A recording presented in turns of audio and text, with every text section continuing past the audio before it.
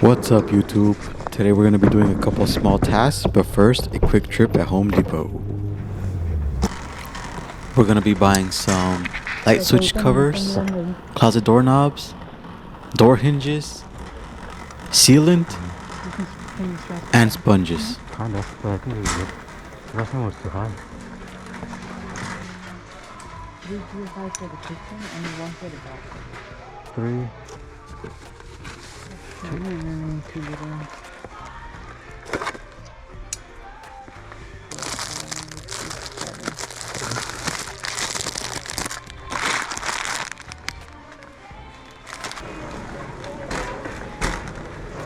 Hold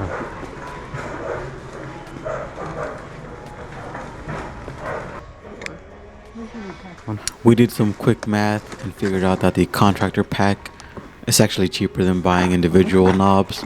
So just go with the pack if you have 6 or more doors. For the next house. Yeah. Because I have short-term memory, I brought one of the hinges as an example to compare with ones at the store. This made it easy to know which ones we need. 10 puertas.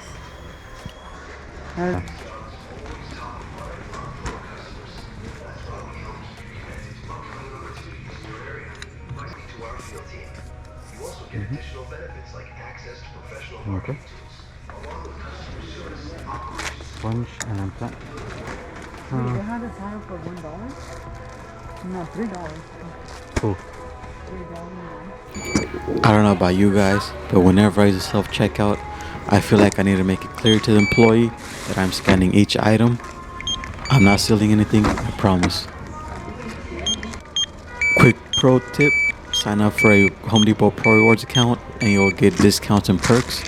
Right now we're saving about 23 cents per light switch cover.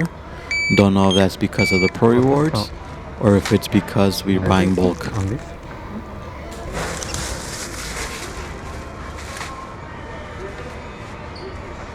Okay, first things first, I'm a DIYer who likes to save a few bucks by doing things on my own. First thing we have to do is make sure we turn off the breakers. I don't know which of these breakers services the switch we're going to be replacing, so I'm just going to turn all of them off to be safe. Back inside the house, you're going to take your pen tester thing here and make sure that none of the wires are live. Take your screwdriver, unscrew the old screw from the switch, and then just place that wire directly onto the new switch exactly in the same position that it was on the old.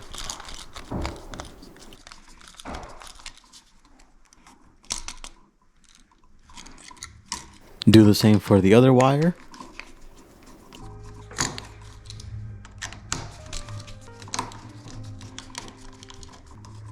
Make sure they are both nice and tight. I like to wrap the switch on some electrical tape. This gives me additional peace of mind knowing that the wires have an additional layer of protection in case something were to move around.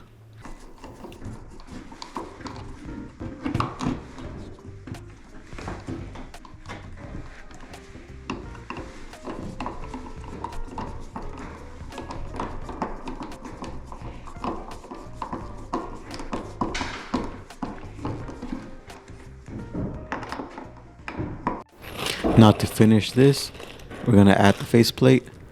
You have a screwdriver, pop open that packaging, throw it on the ground. We'll pick that up later and install.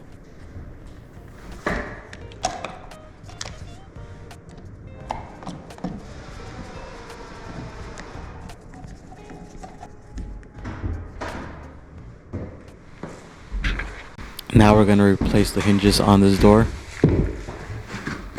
Excuse my bad camera angles, but here what I'm doing is unscrewing the old hinges.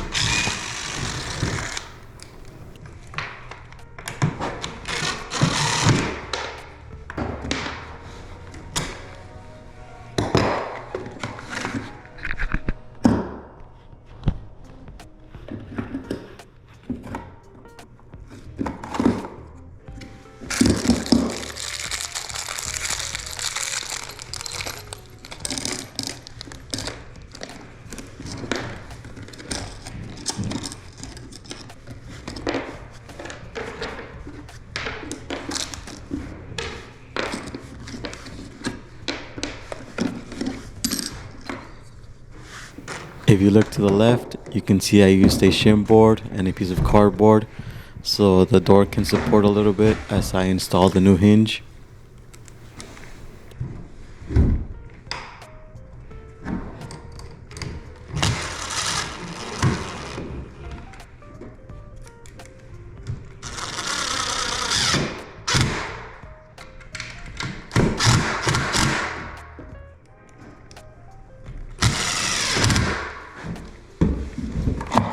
Now to install the doorknobs, pretty straightforward process.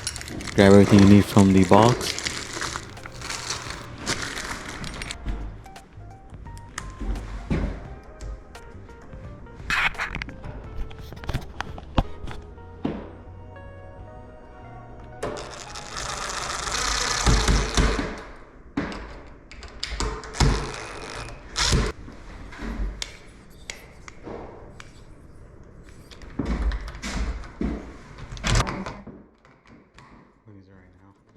One second. DIY pro tip, I like to install the screws facing the inside of the closet, just so that when the door is closed, you don't see the two holes.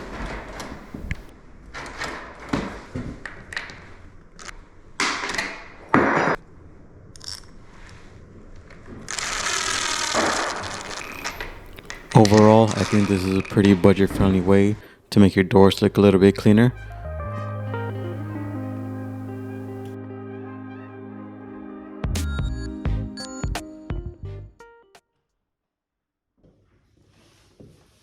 Boo.